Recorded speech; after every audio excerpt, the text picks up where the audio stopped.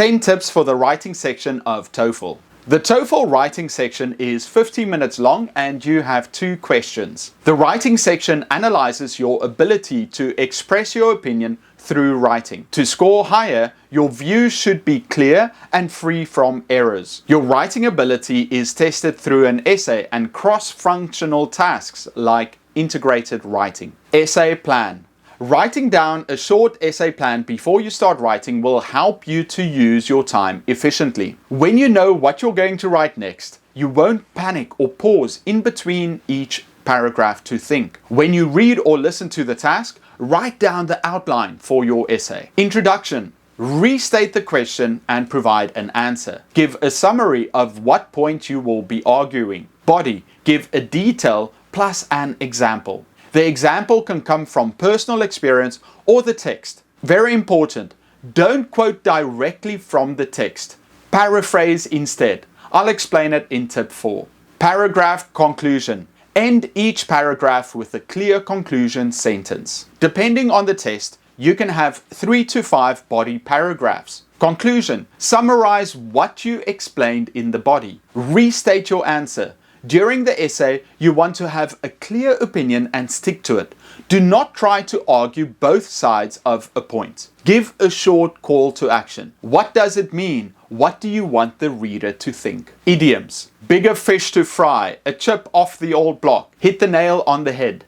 These are all examples of English idioms. One of the most difficult things for English learners is learning all the different idioms found in the English language. There are many common and not so common idioms. If you don't understand the context and nuance of using them, your writing, speaking and understanding will suffer. I wrote a book with 1,000 idioms that every English learner should know. It gives an explanation of the idiom as well as an example of how to use it. You can find it in the description below. Take notes. Whether you get a reading passage or listening piece for the task, your job is to stay focused and take notes. Write down the author's position and main points. You don't need to take extensive notes on the passage, just the key points and information that you can use for your essay. Overthinking the hook. Some students tend to overthink the opening line of the essay. This problem is really common.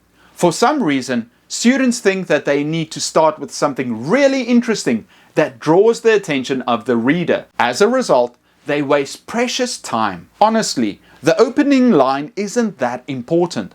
Spend no more than a minute on your hook. Just starting will give you momentum instead of stressing about what you will write. Write something quick and grammatically correct. If the essay is about classes at university, try something like, it is critically important that students enjoy all their classes. That's about all you need. Don't obsess over the hook. You don't need to hook anyone. Don't quote. For the integrated writing task, you are expected to explain the positions of the author and the professor in your own words. It is very important, therefore, to paraphrase everything. This is especially true of the reading passage. Remember, while you are writing your essay, the reading section will be right in front of you. If you directly quote the author, the E-rater system will pick up on it, and this can lead to a reduction in your score. For example, let's say the reading passage states, there are many people who argue that corn ethanol should replace fossil fuel gas as the primary source for running cars. Don't say in your answer, the author discusses how there are many who would argue that corn ethanol should replace fossil fuel gas as the primary source for running cars. This is a huge mistake that many students make. Instead, paraphrase the author's position, such as, the author discusses the advantages of switching from fossil fuels to the alternative energy source, corn-based ethanol.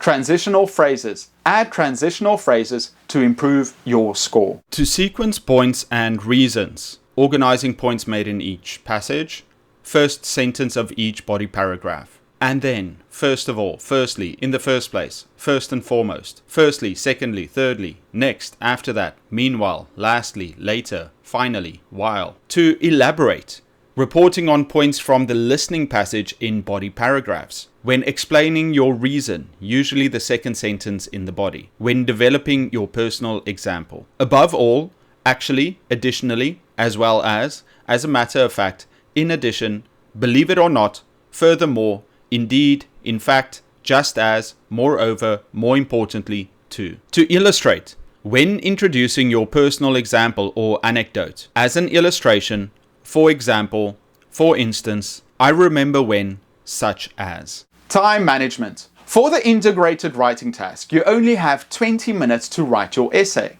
Therefore, while time management is important throughout the test, it is especially important in this task.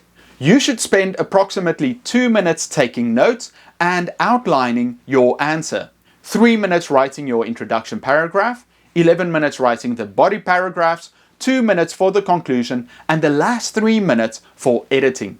Make an outline. Making an outline is a good idea for any writing task, but especially important for independent writing. Unlike the integrated essay, this answer must come completely from you. With only 30 minutes to write your answer, it is important to come up with a plan first. Here are the kinds of questions you can expect. Do you agree or disagree with the statement? What is your opinion on the topic? Which one would you choose, A, B, or C? What are the advantages and disadvantages?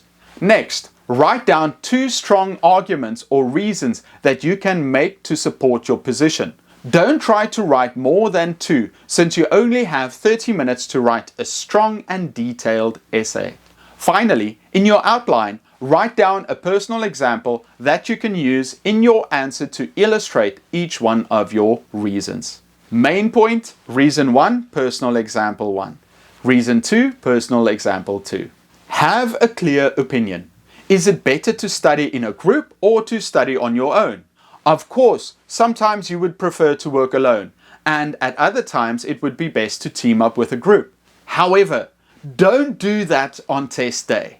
Do not write 1 paragraph in favor and 1 paragraph against. Leave your personal feelings aside and take 1 clear and specific stand. Think of your independent essay as a persuasive essay. Your job is to convince the reader to agree with your opinion. It's much easier to do that when you argue from a single perspective. Therefore, choose the side that you agree with the most, or have the best personal example that will highlight this position, and stick to your side. Conclusion sentences. Be sure to always include a conclusion sentence at the end of each body paragraph that will connect back to your main point. In other words, the last sentence of each body paragraph should always connect to the main argument, thus addressing the question directly. While commonly forgotten by students, this will help keep you focused on the main idea of your essay. It is easy to get sidetracked while writing,